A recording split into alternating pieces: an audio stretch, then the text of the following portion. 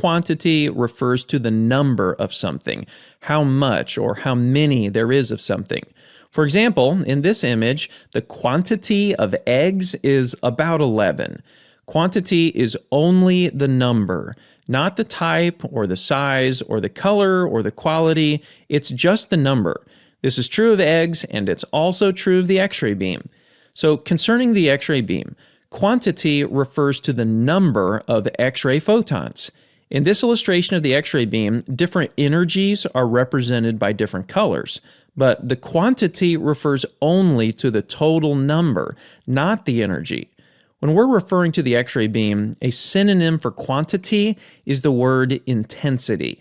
Quantity and intensity refer strictly to the total amount of X-ray photons in the beam, not the energy or anything else. It's just the number.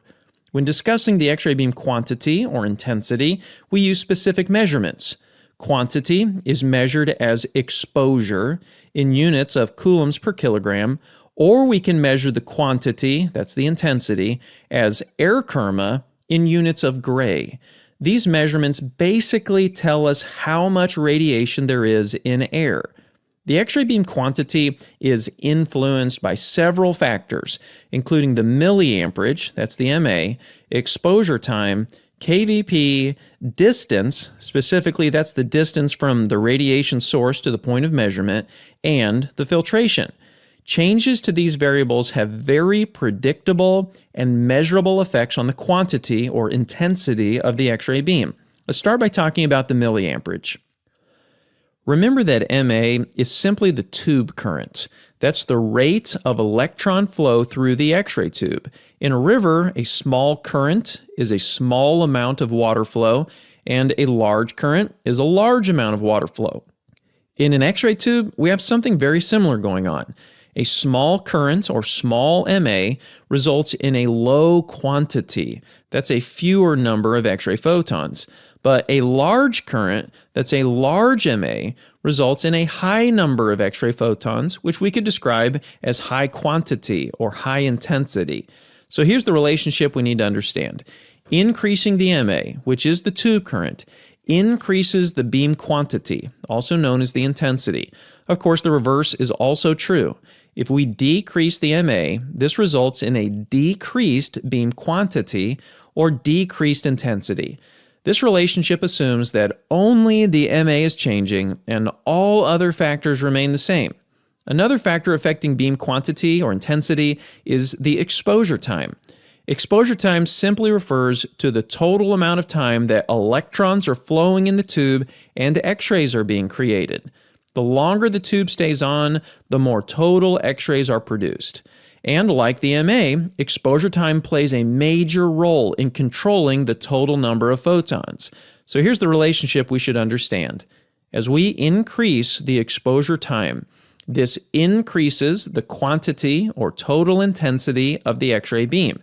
If we decrease the exposure time, this results in decreased beam quantity or decreased beam intensity. The next variable that influences beam quantity is the kilovoltage peak, or KVP. KVP refers to the voltage between the cathode and anode within the X-ray tube. Some people think that KVP only affects the X-ray beam energy or quality, but that's actually not true at all. KVP has an enormous effect on the beam intensity. A low KVP results in low quantity or low intensity in the X-ray beam. But a high KVP results in a high X-ray beam quantity or high intensity. And unlike MA and time, KVP affects both the quantity and the quality of the X-ray beam.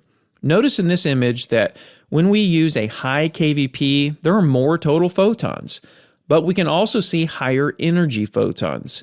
In this illustration, the low energy photons are represented by orange and yellow, but high energy photons are represented as red. So here's the relationships that we should understand about KVP. When we increase the KVP, this increases the quantity. That's the total number of X-ray photons. But don't forget, it also increases the quality or energy of the X-ray beam. But if we decrease the KVP, this results in a decrease in the quantity, so there's fewer total photons, but it also results in a decrease in the quality or energy of those photons. Let's look at a quick question to check our understanding. The quantity is also known as which of these answer options? The correct answer is beam intensity.